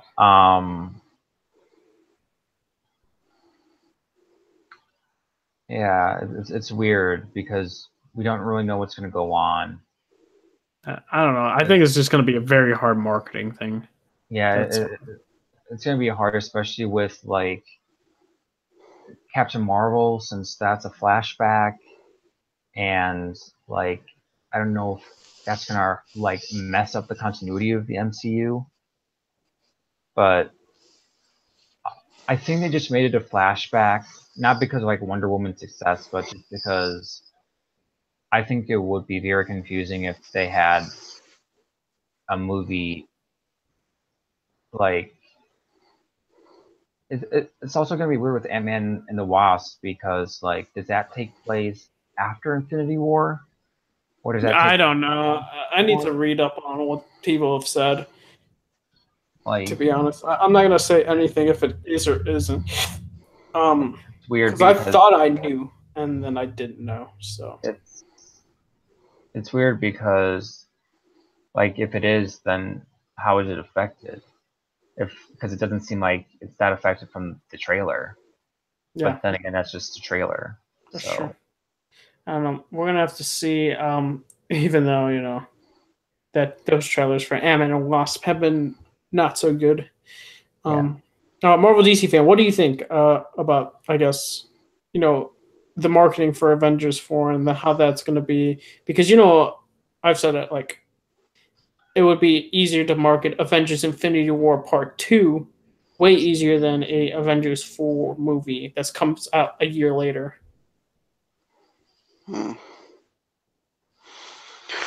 I mean, to like the general audience watching these films, I think it might be a bit of a mouthful to have Avengers Infinity War come out this year, and then the next year right after is another Avengers movie. Especially when it's not part 2, different title. Yeah. So, like, but, I mean, of course, like, the hardcore Marvel guys are gonna get a kick out of it. Oh, yeah. For sure. But, I mean, I'm thinking more from, like, a general standpoint, it might just be a little bit too much, especially after, like, who knows what'll happen at the end of Infinity War, and then you have, like you got Ant-Man the Wasp, and then I think Captain Marvel right after it. So that's like 2 other movies, plus this Avengers movie. It's just starting to pile up a little bit. Oh, yeah. And then last question, and then finish the last topic. Also, do you think they're going to actually show, because I think they're done with photography, right? And maybe with some special effects with the Avengers movie, Avengers 4. Will they actually show a trailer at Comic-Con for, of course, not us? But do you think that's going to happen or no? Just quick, simple yes or no. South Inspector. It's hard to tell at this point, but I'll probably say not a trailer, but they'll show footage. Okay. Marvel DC fan. I would also say they would just show footage. I mean, a trailer could be possible, but if they were to do that, then I mean, they would probably just keep it for the crowd at. Oh yeah, we're not going to see any of that stuff. Yeah, no. Marvel loves keeping it for the crowd at Comic-Con. They love like the exclusivity of Comic-Con. Yeah. So that's never going to happen. We'll probably get like maybe a poster image, and that's about it. Yeah. But if anything, they'll just probably show off some footage at the most. Yeah. So this is going to be, I guess, a type of Ready Player One, because we forgot to talk about it in the last episode, and quickly give our thoughts. Marvel DC fan has seen it as well. I've seen it. Actually, I haven't. You have? I thought you said you've seen it. I was, but then plans changed. So I wasn't able to see it. Man. Oh my. Yeah, I know. Whatever. I'll give my impressions. And Ready Player One was a very, very good movie. I thought it was awesome, and it's very interesting because of several things. Steven Spielberg seems like he took very heavy inspiration from the book that came out, and there's a lot of Easter eggs, and there's a ton of Easter eggs. You'll pick them apart, and you still won't get all the Easter eggs and know all the Easter eggs. And dude, I fanboyed out when I saw one of those characters. Like, my gosh, I was like, jeez. I mean, it was pretty easy for them to get that character though. And it was awesome. When I saw him, I was like, dude, that dude got a cool suit. You know what I mean? Cool armor suit. Because I fanboyed, because I love that costume / suit that they had in the Ready Player One. And also they showed it was pretty funny at times, and I thought it was awesome. And they actually give a callback to a very interesting film. I won't say what.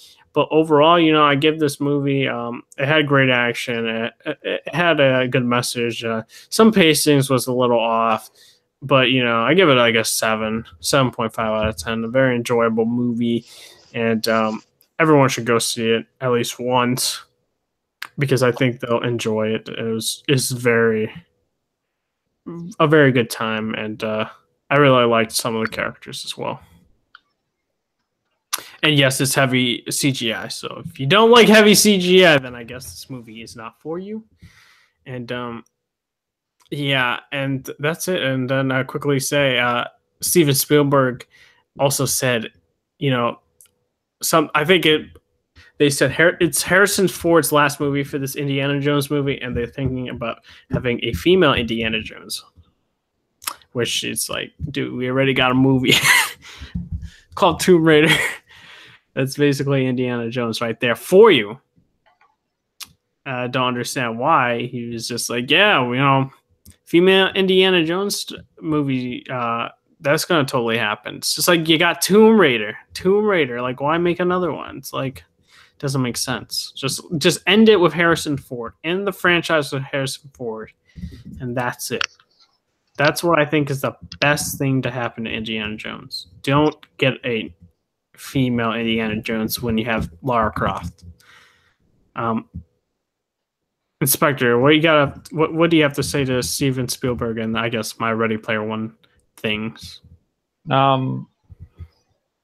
Concerning Spielberg, I do think like Indiana Jones should stop with Harrison Ford. And for your Ready Player One review, like, yeah, that's pretty much what I've heard. Like, it's an enjoyable movie. Like, it's really fun. It's action packed, and there's a lot of cool cameos. That's pretty much what I've heard. Yeah. And what about you, Melvin? What do you think about Steven Spielberg saying all that and my Ready Player One, short review? Yeah, I think it would be like a mistake to continue on like Indiana Jones without Harrison Ford. Like, if they really wanted to, they just stop with Harrison. Because if anything, he is Indiana Jones, and I don't think anybody could ever replace him. Like, not even like a female character. And Not like, even like we said, like, we already have Tomb Raider for that. So not even Shia LaBeouf. we don't talk about Shia. My man. But I mean, Ready Player One, I mean, I'm excited. I've heard some good things about it. Like, it's got some good action and ton of cameos and all that cool stuff. So you'll see more of my thoughts about it when I make my review sometime in the future. So, yep. But guys, that is all. Wait, can I briefly talk about A Quiet Place since I saw it? Oh yeah, you did see A Quiet Place. Give your thoughts. Yeah, I saw A Quiet Place. I thought it was okay. The performances were good. There's pacing issues in the beginning because the beginning was really slow. And like there was some cool suspense in it, but I feel like it kind of fell apart at the end because there's a lot of conveniences, and the way that they defeated the monsters was very like Deus Ex Machina, like how they figured it out and all that stuff. Like the performances were good, even though like they didn't really talk that much. It was mainly through like motion and face and stuff. Like in terms of like physical acting, they did well, but like can't really judge like a full acting performance on just like motion and face and stuff. The monsters looked cool. They looked cool, but they looked like kind of like aliens, but like kind of like more like they look like xenomorphs, but like less overly designed than xenomorphs. Like they're like stripped down xenomorphs, and they acted like the clickers from Last of Us, where they just like they can't see, but they go by sound. So like it was interesting on how like they had to traverse through like their house and like not make a sound, but they had like this soundproof room that was soundproof for just the reason for them to talk. Like that's another thing. Like yeah, like overall, I would probably give like a 7. Like it was okay. I think the critics are kind of like overblowing it, saying, "Oh, it's the next amazing horror movie," and it's not really a horror movie. Like as we were talking about before the podcast, I think horror and thriller have kind of like merged in the last like 5 years. So like something that can be considered a thriller, like something that's considered horror is actually a thriller, and this is more of a thriller than a horror movie for me because I was never really like scared. Like, there was like some suspenseful parts, but I wasn't really scared. So like I wasn't like I would consider the Conjuring movies scarier. I would consider Sinister scarier. Like those are horror movies. This is more of like a thriller suspense movie than a horror movie. Yeah. Yeah. So that's all. And what she said, yeah, and what we talked about, yeah, it seems like, yeah, a lot of horror movies that are really thrillers are called horror, and that's the biggest problem with Hollywood, I guess, in making movies and saying, "Oh, this is a horror movie." No, it's not. It's just a thriller movie. It's not really scary. Yeah, does it put you on the edge of your seat? Yeah, that's a thriller. That's not a horror movie. Yeah. And that's the big problem with Hollywood. And yeah, I'm gonna try and see it and see, what I think and my own thoughts. And yeah, I'm gonna probably go in thinking, it's a thriller, and see how that changes. Like I guess the initial view without knowing it's a thriller. But yeah, those that's thoughts, good thoughts. Marvel DC fan, what do you think about his short review?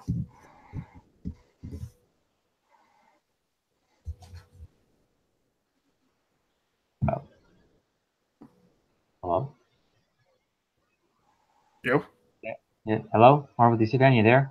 Oh, sorry, I just went blank there for a minute. Yeah, it's all good. It's okay. No problem. I mean, I might see it like at some point. I'm not really too interested in the movie myself, so just leave it at that. Yeah. Gotcha. But yeah, guys, this is the Overload podcast. We thank you for watching. Make sure if you guys want to see more content from us, hit that subscribe button. Also, when you do that, hit the bell notification so you guys can get updated as to when we are live on the air. And I do want to say thank you for watching. Ask us any questions, we'll answer it in the comment section. And also, I might make a couple.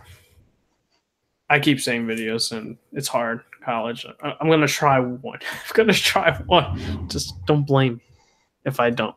It's hard. All I know is you're gonna see a lot more once I guess the semester's over, like usual.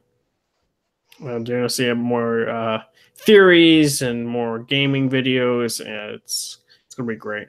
But Inspector, where can they find you at? They can follow me on Twitter at the Inspector. Nice. And Marvel DC fan, where can they find you at?